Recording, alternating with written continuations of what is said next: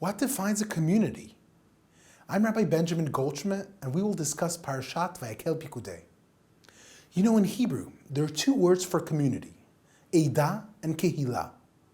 Both of them mean community, assembly, congregation.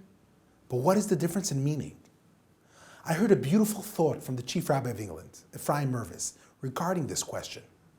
Imagine you went to a Broadway show with your spouse, and you're excited to finally have the night off.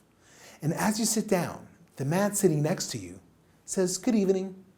That seems fine, so you'll respond cordially.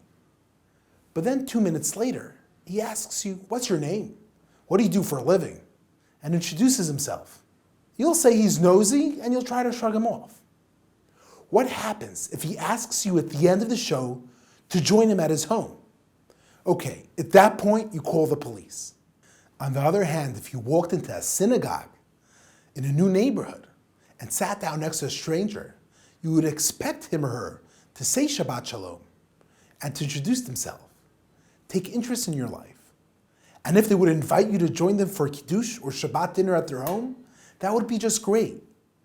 So what's the difference? It's very simple. At a Broadway show, you have nothing bonding you with a person sitting next to you. You're merely observing together the show that is taking place on stage. That is the meaning of Eidah, from the word edut, ed, which means to witness. It's when people witness the same event together, but are not interconnected. A kehillah, on the other hand, is a gathering of people who are united and most importantly connected with each other. Now the first verse could be read in an entirely new light. Vayakhel Moshe et kol adat bnei Israel. Moses gathered the entire community of the people of Israel. Moses turned the Eidah into a kehillah.